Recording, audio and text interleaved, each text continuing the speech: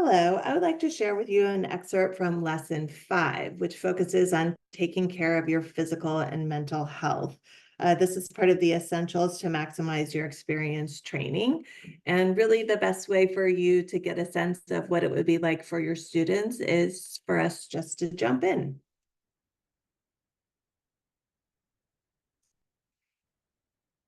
So we are joining the content of Lesson 5 about halfway into the lesson in a section that focuses on mental wellness. But prior to that, students are provided with information on resources that they should be using to prepare and receiving some guidance on some common topics related to mental and physical health, such as medications, disability resources, allergies, global perspectives on mental health, et cetera. So that's a good way for the students to get some ideas about things that they should need to prepare.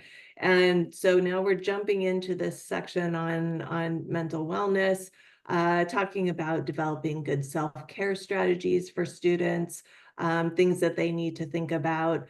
And then they have these little cards here that will give them some information on some self-care strategies that might be helpful to them, focusing on physical activities, also creative activities as an outlet for relieving stress and boosting mental health.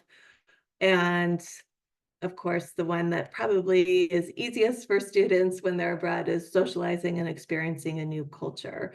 So this kind of walks them through some possibilities for ways to take care of themselves while they're abroad. We also include a short video on managing anxiety using the 5-4-3-2-1 method, which is a grounding exercise. And students can watch this short video. Then we have the Calm Buddha here that gives some other strategies for students to consider. Challenging negative thoughts is one area to focus on. Breathing techniques, which gives them some ideas for ways to address that. And depersonalizing other people's actions, another important thing for students to be aware of and consider as part of their mental wellness. And then once they've completed this section, they're going to try sorting these self-care strategies, moving them into different categories.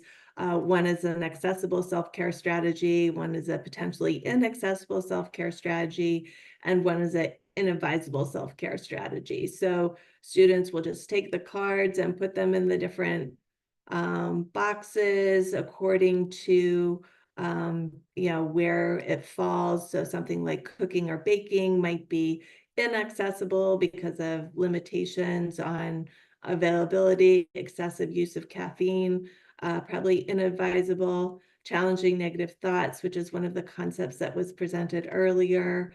5-4-3-2-1, also a concept that was presented earlier. Use of self-help apps, something that's talked about in the lesson. Eating healthy and hydrating. Meditation, another good one. So one of the things we're trying to reinforce is a lot of good self-care activities for students. Risky sexual behavior, inadvisable. Excessive sleeping, also inadvisable.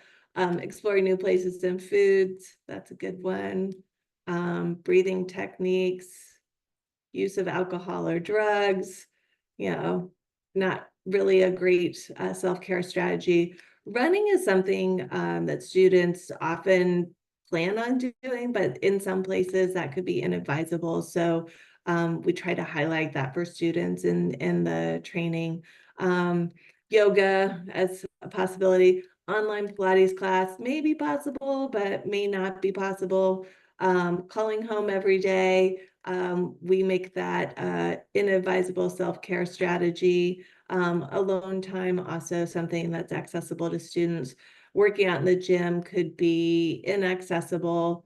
So just kind of moves you through those different options for the students. So later in the lesson, the students also learn more about resources that would be available to them, such as insurance, a global assistance provider, on-site staff, and home institution resources. So that gives students a lot of things to think about, and kind of a fun way through the interactive nature of the training to learn more about these important concepts.